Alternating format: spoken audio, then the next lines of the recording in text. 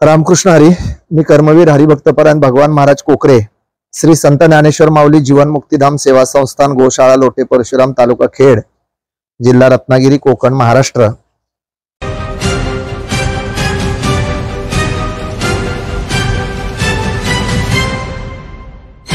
आपण गेले अनेक दिवस याच ठिकाणी वेगवेगळी केलेली आंदोलनं आणि त्या आंदोलनातून महाराष्ट्र शासनाने आजपर्यंत तरी सकारात्मक प्रतिसाद देऊन पूर्ण होकार दिलेला आहे. त्याबद्दल आमचं कोणतंही म्हणणं नाही, परंतु शासनाने तो विषय तत्काळ मार्गी लावावा, गोमातेचा प्रश्न सोडवून त्यांचे आशीर्वाद घ्यावेत. आदरणीय उदय सामंत साहेब सुद्धा याच्यासाठी प्रचंड सकारात्मक आहेत. मुख्यमंत्री साहेब प्रचंड सकारात्मक आहेत. देवेंद्र फडणवीस साहेब याच्यासाठी प्रचंड सकारात्मक आहेत. मुख्यमंत्री साहेबांनी तर स्वतः पत्रव्यवहार करून त्याच्यावरती शेरा मारून MIDC ला पत्र दिलेलं आहे, पण तरी सुद्धा अजून त्याची ठोस कारवाई झालेली दिसत नाही किंवा ते हे झालं नाही. म्हणून आम्ही परवा आळंदीमध्ये सुद्धा एक मोठं आंदोलन वारकरी संप्रदायाच्या वतीने आणि सगळ्यांनी उभारलं होतं. त्याच्यातही मागणी ठेवली. तेव्हा आदरणीय आमदार माजी मंत्री बाळा भेगडे साहेब यांनी फडणवीस साहेबांजवळ बोलणं करून देऊन तो विषय आमचे महाराष्ट्र वारकरी महामंडळाचे प्रदेशाध्यक्ष प्रकाश महाराज जवंजाळ आणि समस्त वारकरी संप्रदायातली मंडळी, देऊ संस्थांचे अध्यक्ष, देऊ पालखी सोहळ्याचे प्रमुख, माऊली संस्थांचे प्रमुख चोपदार आणि वारकरी संप्रदायातली सगळी दिग्गज मंडळी येऊन त्यांनी तेही आंदोलन आपलं सोडवलं होतं.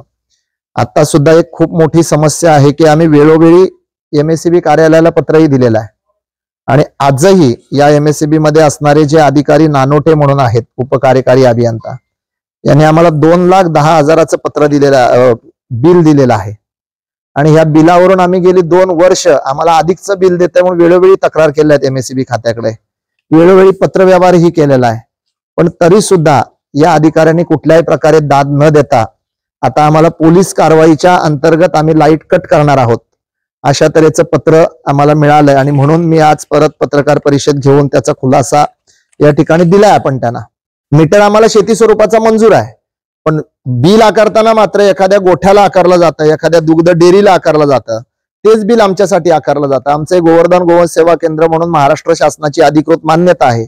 आम्हाला इथून 100 रुपये सुद्धा उत्पन्न नाही, आमचा इथं दुधाचा तबेला नाही आणि तरी सुद्धा जर MSCBचे अधिकारी अशा तऱ्हेने मुजोरपणाने जर आमच्यावरती बिल लादून वसूल करत असेल, आजपर्यंत 10 लाखपेक्षा जास्त बिल मी MSCB ला अदा केलेलं आहे आणि जर याची लाईट कट केली आमची, तर मी आज संपूर्ण महाराष्ट्रातल्या पत्रकारांच्या समोर आणि संपूर्ण महाराष्ट्र शासनाला एक विनंती करतो की माझ्याकडं याने पाणी पाजण्याकरता दुसरी काही व्यवस्था नाही.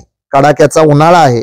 गेल्या वर्षी सुद्धा आमची अशीच लाईट कापून या अधिकाऱ्यांनी आमच्या गायींना 1 महिना ताण मारलं होतं या ठिकाणी. तेव्हा आम्ही टँकरनी पाणी मागवून दुसरीकडनं पाजलं होतं. पण आता जर तशी व्यवस्था वेळ आली आणि ह्याने जर लाईट कापली, तर मी आजच या ठिकाणी करतोय की या सर्व गायी मी MSCBच्या कार्यालयात नेऊन सोडणार आहे आणि त्या गायी MSCBने सांभाळाव्या. आम्ही आजही महाराष्ट्र शासनाला सांगतो की आमच्या बिलमध्ये दुरुस्ती करून द्या. एकच अधिकारी तुमच्याकडे आहे का? तुम्ही वरिष्ठांना पाठवा, आमची चौकशी करा. आमच्या मीटरमध्ये जर काय फॉल्ट असेल तरी हे करा आणि आम्ही युनिट प्रमाणे बिल भरायला तयार आहोत आणि आम्ही जर त्याच्यामध्ये दोषी असलो, आमच्यावर कारवाई करा. शासनाच्या कामात अडथळे आणतो म्हणून आम्ही जे काय कारवाई होईल त्याला भोगायला तयार आहे. पण आमच्या मानेला सुरी लावून जर प्रत्येक वेळेला हे करत असेल, आणि नानोटे या अधिकाऱ्याची मी मुख्यमंत्री उपमुख्यमंत्र्यांच्याकडे सुद्धा तक्रार केलेली आहे. हा अधिकारी एकतर मनोरुग्ण असावा किंवा एकतर मानसिक संतुलन त्याचं बिघडलेलं असावं किंवा लोकांना नाहक त्रास देऊन कसायांकडनं काही यांना मिळतं का किंवा गोशाळेच्या विरोधक असणाऱ्या लोकांकडनं काही यांना मिळतं का? तर हे एवढे गोशाळेच्या मुळावर का उठलेले आहेत? आजपर्यंत इथे जवळजवळ 10 अधिकारी येऊन गेले 15 वर्षामध्ये. कुठल्याही अधिकाऱ्याने अशा तऱ्हेचा त्रास दिलेला नाही. 2 वर्ष या माणसाकडून ज्या गोमातेला नाहक त्रास दिला जातो तो जर थांबला नाही, आमचं बिल युनिट प्रमाणे आम्ही भरायला तयार आहोत, शेती मीटर हिशोबाने भरायला तयार आहोत. जे शेती मीटर हिशोबाने होईल त्या बिलाला आम्ही द्यायला कुठल्याही प्रकारे एकही दिवस MSCBचा मागे पुढे करणार नाही. पण आम्ही जास्तीचं आकारलेलं बिल, विनाकारण आकारलेलं बिल आणि कमर्शियल स्वरूपात आकारलेलं बिल भरू शकत नाही, कारण आमचा कुठल्याही प्रकारे इथं व्यवसाय धंदा नाहीये.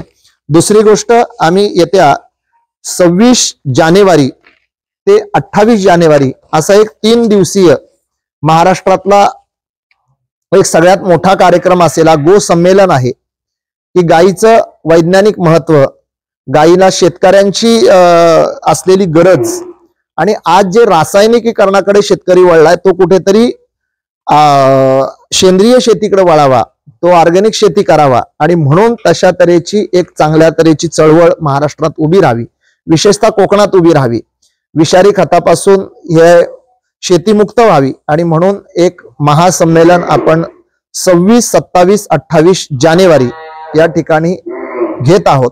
आपल्या महाराष्ट्रातल्या गोपालकांना, शेतकऱ्यांना, आंबा बागायतदारांना आणि कोकणातल्या तमाम जनतेला हात जोडून विनंती करतो की आपण या 3 दिवसीय संमेलनात या ठिकाणी उपस्थित राहावं. या संमेलनामध्ये गायीची वैज्ञानिक महत्व, गायीचं शेतीविषयी महत्व, त्याचे फायदे, पंचगव्यातून होणारे फायदे यासाठी महाराष्ट्रातले अनेक मोठमोठे तज्ज्ञ मंडळी या ठिकाणी उपस्थित राहतील. शासनाच्याही काही प्रतिनिधींना आपण या ठिकाणी संपर्क केलाय. महाराष्ट्र राज्य गोसेवा आयोगाचे प्रमुख शेखरजी मुंदळा आणि तसेच बाकी इतर सगळ्या संघटनांचे प्रमुख, समस्त महाजन परिवार आहे, आदिजी युवक चॅरिटेबल ट्रस्ट आहे किंवा महाराष्ट्र राज्य कृषी गोसेवा संघ आहे, महाराष्ट्र राज्य गोशाळा महासंघ आहे आणि आमचा वारकरी संप्रदाय आहे, असा एक मोठा 3 दिवसीय कार्यक्रम असेल. महाराष्ट्राच्या बाहेरूनही काही मंडळी या संमेलनाला येतील आणि त्या संमेलनामध्ये ज्या शेतकऱ्यांना गायी सांभाळण्याची इच्छा आहे, ज्या शेतकऱ्यांना स्वतःचा शेतीमध्ये नांगर करण्याची इच्छा आहे, त्यांना बैल आणि गायी आपण या ठिकाणी विनामूल्य स्वरूपात त्यांना देणार आहोत. त्याने त्या सांभाळाव्या, त्याने त्याच्यावर शेती करावी आणि त्या शेती कशी करावी याचं मार्गदर्शन सुद्धा आपल्या गोशाळेतून त्यांना मिळेल. आणि त्यासाठी आम्ही सगळ्यांनाच आवाहन करतोय, सगळ्या लोकप्रतिनिधींनी यावं, आपण त्यांना पत्रव्यवहारही करणार आहोत आणि सगळ्या शासनातल्या वेगवेगळ्या घटकातल्या संबंधित व्यक्तीने यावं यासाठीची आपण विनंती करतोय. तुमच्या सगळ्यांच्या सहकार्याने, महाराष्ट्रातल्या सगळ्या जनतेच्या सहकार्याने हा विषय पुढे जाईल आणि ही गोशाळा एक गोसंवर्धन केंद्र म्हणून एक महाराष्ट्र सरकार हे हिंदुत्ववादी आहे आणि कत्तलखान्याला जाणारी एकही गाय कत्तलखान्याकडे जाऊ नये म्हणून या गोशाळेचं महत्व प्रचंड कोकणात आहे. आणि दुसरी एक गांभीर्याने तुम्हाला माहिती सांगतो की गेल्या अनेक वर्ष कोकणातून अनेक गोहत्या घडल्या. त्या गोहत्येवर काही नाहक लोकांना त्रासही झाला, काही निष्पाप लोकांना अनेक दिवस तुरुंगात जावं लागलं, त्यांच्यावर आरोप झाले. परंतु तसे आरोप या काही ठराविक कसायांच्या तस्करांमुळे होतात आणि आजही कोकणातून रागरोसपणे जी गोश हत्या होते किंवा जी वाहतूक होते, बऱ्याच वेळेला निदर्शनात येतं परिसरातल्या लोकांच्या गायी चोरीला जातात किंवा चिपळूणमध्ये परवा 2-3 गायी भर दिवसा पेड्यातून गोठ्यातून गेल्या. तर हे प्रकार पोलिसांनी तत्काळ निदर्शनात येऊन त्यांच्या थांबवावेत, त्यांच्यावर कठोर कारवाई करावी. कोकणातून एकही गाडी जर याच्या पुढे कत्तलखान्याला जाताना आम्हाला सापडली तर आम्ही भले जिंदगी आमची जेलमध्ये सडली तरी चालेल, पण गुरं खाली उतरून त्याच ठिकाणी ती गाडी पेटवली जाईल. हे आज सगळ्या चॅनल समोर सांगतोय, कारण आम्ही हिंदू बांधव गायीला आई मानणारे आहोत. आमच्या आईला जर कोण गळ्याला तिच्या सुरी लावत असेल, जर तिचं रक्त या भूमीमध्ये सांडणार असेल तर मात्र माझ्या देहात प्राण असेपर्यंत आपण कुठल्याही प्रकारे गप्प बसणार नाही. याच्या पुढे जी गाडी कत्तलखान्याला जाताना दिसेल, तिच्यामध्ये गुरं जर असतील, तिच्यामध्ये गायी जर असतील, तर ती गाडी कुठल्याही प्रकारे पोलिसांना न फोन करता गोरक्षक दिसेल तिथं ती गाडी पेटवतील आणि त्याची सर्वस्व जबाबदारी आपण स्वीकारायला तयार आहे आणि होईल ते परिणाम भोगायला सुद्धा आपण तयार आहे. कारण कोकणातून एवढे मोठे मुद्दे घडून सुद्धा, एवढ्या मोठ्या गोहत्येचं प्रकरण घडून अनेक लोकांना त्याच्यामध्ये त्रास होऊन सुद्धा जर पोलीस प्रशासन हे करत नसेल तर पोलिसांना त्याच्यावर आम्हाला संशय उभा राहतो. म्हणून पोलिसांनी तत्काळ SP साहेबांनी, कलेक्टर साहेबांनी याच्यामध्ये लक्ष घालावं आणि कोकणातल्या गो तस्करी रोखणं ही पोलिसांची जबाबदारी आहे आणि ते रोखलंच पाहिजे. आणि ते जर रोखत नसतील तर मग आम्हाला त्याच्यामध्ये विशेष लक्ष घालावं लागेल. तशा तऱ्हेचा पत्रव्यवहार आपण 2 दिवसातच SP साहेबांना करतोय आणि त्यासाठी तुम्हाला सर्वांना परत एकदा मी चॅनलच्या माध्यमातून विनंती करून सांगतो की कोकणातून रोज आमच्या माहितीप्रमाणे शेकडो गाड्या कराडच्या दिशेने जातात, काही संगमेश्वरच्या दिशेने जातात, तर काही मुंबईच्या दिशेने जातात. आणि याचे जे मेन अड्डे आहेत हे मग ते दसपटीतले काही भाग असतील किंवा इकडे सवेनीसारखे काही भाग असतील किंवा मार्गतामाने असतील.